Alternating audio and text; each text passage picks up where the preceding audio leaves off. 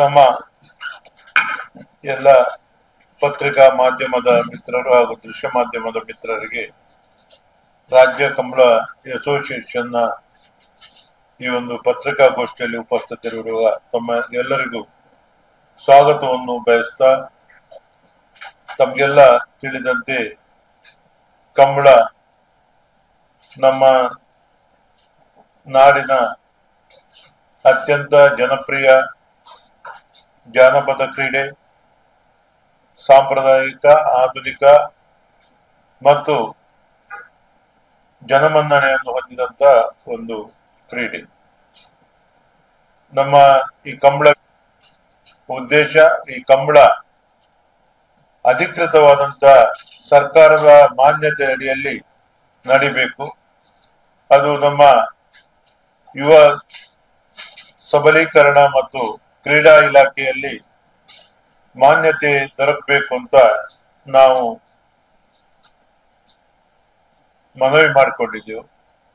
ಈ ವಿಚಾರವಾಗಿ ಅಧಿವೇಶನದಲ್ಲೂ ಕೂಡ ಸವಿಸ್ತಾರವಾದಂತ ಚರ್ಚೆ ನಡೆದು ಸನ್ಮಾನ್ಯ ಮುಖ್ಯಮಂತ್ರಿಗಳು ನಾವು ಕಂಬಳಕ್ಕೆ ರಾಜ್ಯ ಮಾನ್ಯತೆ ನೀಡ್ತೇವೆ, ಕಂಬಳ ಅಸೋಸಿಯೇಷನ್ಗೆ, ಅದಕ್ಕೂ ನಾವು ಕ್ರೀಡಾ ಇಲಾಖೆ ಮೂಲಕ ಆ ಅಸೋಸಿಯೇಷನ್ ಅನ್ನು ಮಾಡ್ತೇವೆ ಎಂಬ ಭರವಸೆಯನ್ನು ನೀಡಿದೆ. ಅದರಂತೆ ನಮಗೆ ಅನೇಕ ದಾಖಲೆಗಳನ್ನು ಕೂಡ ಕೇಳಿದ್ರು. ನಾವು ಎಲ್ಲ ದಾಖಲೆಗಳು ಮತ್ತು ಕಂಬಳಗಳು ನಡೆಯುವ ರೀತಿ, ಕಂಬಳಗಳ ಆಯೋಜನೆಯ ಬಗ್ಗೆ ಸವಿವರವಾದಂತ ಅವರು ಕೇಳಿದಂತ ಎಲ್ಲ ದಾಖಲೆಗಳನ್ನು ನೀಡಿದ್ದೇವೆ. ಆದರೆ ಆ ಕ್ರೀಡಾ ಪ್ರಾಧಿಕಾರದ ಅಧ್ಯಕ್ಷತೆಯಲ್ಲಿ ಮಾನ್ಯ ಮುಖ್ಯಮಂತ್ರಿಗಳೇ ಅಧ್ಯಕ್ಷರು.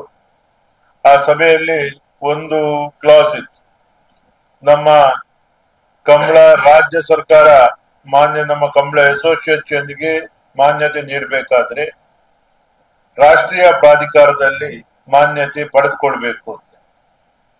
ಆ ರಾಷ್ಟ್ರೀಯ ಕ್ರೀಡಾ ಪ್ರಾಧಿಕಾರದಲ್ಲಿ ಕಂಬಳ ಮಾನ್ಯತೆ ಪಡೆಯುವಂತದ್ದು ಬಹಳಷ್ಟು ಸಾಹಸ ಆಗಿತ್ತು. ಯಾಕಂತ ಹೇಳಿದ್ರೆ ನಮ್ದು ಕಂಬಳ 2-3 ಜಿಲ್ಲೆಗೆ ಇದು ಮೀಸಲಿದ್ದಂತ ಒಂದು ಕ್ರೀಡೆ. ಆದ್ರಿಂದ ನಾವು ಮುಖ್ಯಮಂತ್ರಿಗಳಿಗೆ ಮತ್ತೆ ಮನವಿ ಮಾಡಿದೆವು, ಇದು ನಾವು ರಾಷ್ಟ್ರೀಯ ಪ್ರಾಧಿಕಾರವನ್ನು ಇದರಲ್ಲಿ ನಾವು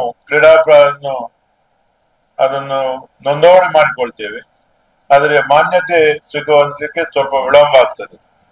ತಕ್ಷಣ ಮುಖ್ಯಮಂತ್ರಿಗಳು ಮತ್ತೆ ಸಭೆ ಕರೆದು ಮೊನ್ನೆ 5/5/25ಕ್ಕೆ ರಾಷ್ಟ್ರೀಯ ಪ್ರಾಧಿಕಾರದಲ್ಲಿ ಎಕ್ಸಂಪ್ಷನ್ ಅನ್ನು ನೀಡಿ ನಮಗೆ ಕಂಬಳಕ್ಕೆ ವಿಶೇಷತೆಯಿಂದ ಗ್ರಾಮೀಣ ಕ್ರೀಡೆ ಕಂಬಳ ಒಂದು ಸರ್ಕಾರ ಇದಕ್ಕೆ ಉತ್ತೇಜನ ಕೊಟ್ರೆ ಪ್ರವಾಸೋದ್ಯಮ ಮತ್ತು ನಮ್ಮ ಯೋಜನಾ ಸಬಲೀಕರಣ ಇಲಾಖೆಗೆ ಮುಖಾಂತರ ಎಲ್ಲಾ ರೀತಿಯ ಸಹಕಾರ ನೀಡಲಿಕ್ಕೆ ಸಾಧ್ಯತೆ ಇದೆ ಮತ್ತು ಇದರ ಕಂಬಳದ ಮೂಲಕ ಪ್ರವಾಸೋದ್ಯಮಕ್ಕೂ ಉತ್ತೇಜನ ನೀಡುವ ಕಾರ್ಯಕ್ರಮ ಹಮ್ಮಿಕೊಳ್ಬೇಕು ಎಂಬ ಚರ್ಚೆ ಕೂಡ ನಡೆದು ಅದೇ ದಿನ ನಮ್ಗೆ ರಾಜ್ಯ ಕಂಬಳ ಅಸೋಸಿಯೇಷನ್ಗೆ ನಮ್ಮ ಕ್ರೀಡಾ ಪ್ರಾಧಿಕಾರದಲ್ಲಿ ಮಾನ್ಯತೆ ನೀಡಿ ಆದೇಶ ನೀಡಿದ್ದಾರೆ.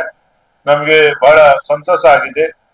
ಕಂಬಳ ಯಶಸ್ವಿಯಾಗಿ ನಡಿಬೇಕು, ಅದು ನಿರಂತರವಾಗಿ ನಡಿಬೇಕು.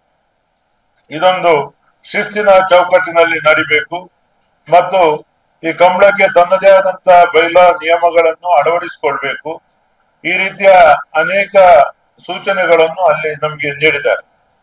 ಅದಲ್ಲದೆ ನಮ್ಮ ಕ್ರೀಡಾ ಮತ್ತು ಯುವ ಸಬಲೀಕರಣ ಇಲಾಖೆಯ ಪ್ರಿನ್ಸಿಪಲ್ ಸೆಕ್ರೆಟರಿ ನವೀನ್ ರಾಜ್ ಸಿಂಗ್ ಅವರ ನೇತೃತ್ವದಲ್ಲಿ ಅನುದಾನ ಯಾವ ರೀತಿ ನೀಡಬೇಕು, ಬಜೆಟ್ ಅಲ್ಲಿ ಯಾವ ರೀತಿ ಅಲೋಕೇಶನ್ ಮಾಡಬೇಕು, ಯಾವ ಯಾವ ಇಲಾಖೆಯಿಂದ ಕಂಬಳಕ್ಕೆ ಅನುದಾನ ನೀಡಲಿಕ್ಕೆ ಸಾಧ್ಯತೆ ಇದೆ ಎಂಬ ಬಗ್ಗೆ ಅದು ಒಂದು ಅನುದಾನ ಸಂಹಿತೆಯನ್ನು ಈಗಾಗಲೇ ಮಾಡ್ತಾ ಇದ್ದಾರೆ.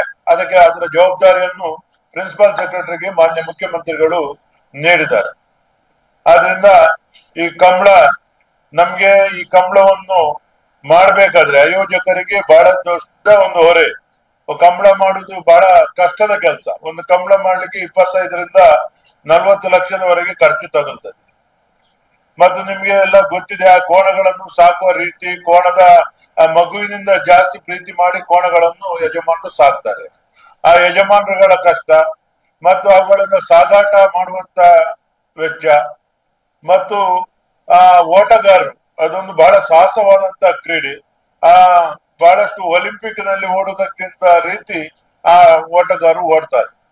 ಅಲ್ಲಿ ಅವರಿಗೆ ಕೂಡ ನಿನ್ನೆ ಕಾರ್ಮಿಕ ಸಚಿವರಿಗೂ ಕೂಡ ಒಂದು ಅಶೋಕ್ ರೈಯ ಮೂಲಕ ಒಂದು ನಾವು ಪ್ರಸ್ತಾವನೆಯನ್ನು ಸಲ್ಲಿಸಿದ್ದೇವೆ.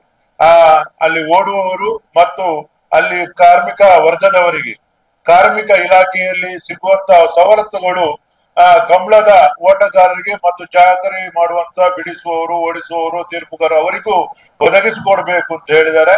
ಅವರು ಪೂರಕವಾಗಿ ಸ್ಪಂದನೆ ಕೊಟ್ಟಿದ್ದಾರೆ.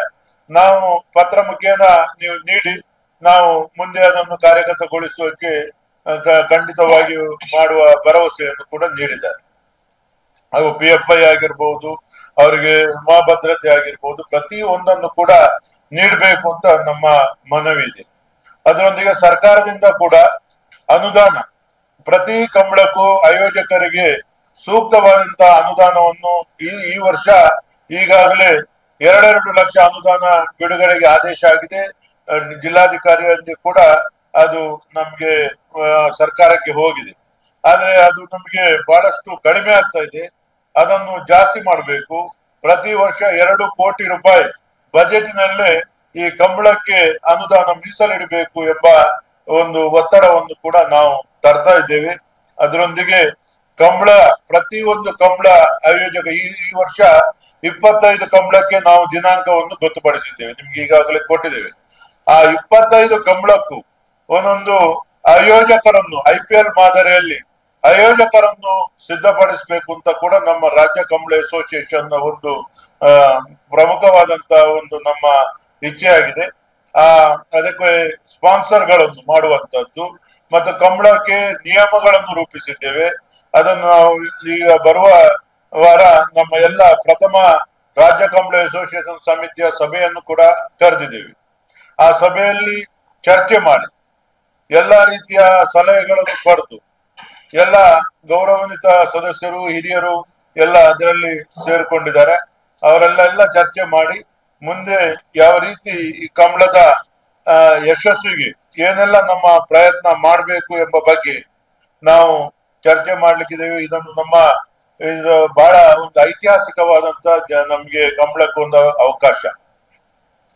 ಮಾನ್ಯ ಮುಖ್ಯಮಂತ್ರಿಗಳಾದಂತಹ ಸಿದ್ದರಾಮಯ್ಯನವರು, ಉಪಮುಖ್ಯಮಂತ್ರಿಗಳಾದಂತಹ DK ಶಿವಕುಮಾರ್ ಅವರು, ನಮ್ಮ ವಿಧಾನಸಭಾ ಅಧ್ಯಕ್ಷರಾದಂತ ನಮ್ಮ UT ಖಾದರ್ ಅವರು, ವಿಧಾನ ಪರಿಷತ್ ಸದಸ್ಯರಾದಂತಹ ಮಂಜುನಾಥ್ ಭಂಡಾರಿ ಅವರು, ಐವನ್ ಡಿಸೋಜರ್ ಅವರು, ಶಾಸಕರಾದ ಉಮಾನಾಥ್ ಕೋಟ್ಯಾನ್ರವರು, ನಮ್ಮ ಸುನೀಲ್ ಕುಮಾರ್ ಅವರು, ಹಾಗೂ ಎಲ್ಲ ಅಶೋಕ್ ರೈ ಅವರು ಮತ್ತು ಎಲ್ಲ ಉಭಯ ಜಿಲ್ಲೆಯ ಶಾಸಕರು ಕಂಬಳಕ್ಕೆ ಈ ಸರ್ಕಾರದ ಮಾನ್ಯತೆ ದೊರಕಿಸಿಕೊಡುವಲ್ಲಿ ಬಹಳ ಮಹತ್ವರವಾದಂತ ಪಾತ್ರವನ್ನು ಮಾಡಿದ್ದಾರೆ. ಅಧಿವೇಶನದಲ್ಲಿ ವಿಸ್ತೃತವಾದಂತ ಚರ್ಚೆಯನ್ನು ಮಾಡಿದ್ದಾರೆ. ಕಂಬಳ ಈ ನಾಡಿನ ಒಂದು ನಮ್ಮ ಅವಿಭಜಿತ ಜಿಲ್ಲೆಯ ರೈತಾಪಿ ವರ್ಗದ ಜನರ ಜೀವನಾಡಿ ಕ್ರೀಡೆ. ಇದಕ್ಕೆ ಎಲ್ಲಾ ರೀತಿಯ ಸಹಕಾರ ನೀಡಬೇಕು. ಪಶುಸಂಗೋಪನಾ ಇಲಾಖೆ ಜಿಲ್ಲಾಡಳಿತದಿಂದ ಹಿಡಿದು ಯೋಜನಾ ಸಬಲೀಕರಣ ಇಲಾಖೆಯಿಂದ ಹಿಡಿದು ಆಯಾಯ ಕಂಬಳದ ಸಮಯದಲ್ಲಿ ನಮ್ಗೆ ಎಲ್ಲಾ ರೀತಿಯ ಸಹಕಾರವನ್ನು ನೀಡುವ ಬಗ್ಗೆ ಕೂಡ ನಮ್ಮ ಬೆಂಗಳೂರಿನಲ್ಲಿ ನಡೆದ ಸಭೆಯಲ್ಲಿ ಚರ್ಚೆ ಆಗಿದೆ. ಯಾವ ರೀತಿ ಅದನ್ನು ಮಾಡಬೇಕು, ಆಯಾ ಜಿಲ್ಲಾಧಿಕಾರಿಗಳ ಮುಖಾಂತರ ಅದನ್ನು ಪೂರ್ವಾನುಮತಿಗಳನ್ನು ಪಡ್ಕೊಂಡು ಯಾವ ರೀತಿ ಕಂಬಳವನ್ನು ಮಾಡಬೇಕು ಮತ್ತು ಅದಕ್ಕೆ ಏನು ಸಹಕಾರ ಜಿಲ್ಲಾಡಳಿತ ನೀಡಬೇಕು ಎಂಬ ಬಗ್ಗೆ ಕೂಡ ನಾವು ಒಂದು ವರದಿಯನ್ನು ನೀಡಬೇಕು ಅಂತ ಪ್ರಿನ್ಸಿಪಲ್ ಸೆಕ್ರೆಟರಿ ಅವರು ಕೂಡ ತಿಳಿಸಿದ್ದಾರೆ. ಅದನ್ನು ಕೂಡ ನಾವು ನಾಳ್ದು ಚರ್ಚೆ ಮಾಡಿ ನೀಡಲಿಕ್ಕಿದ್ದೇವೆ. ಸುದ್ದಿ ಚಾನಲ್, ಕ್ಷಣ ಕ್ಷಣದ ಸುದ್ದಿಗಾಗಿ.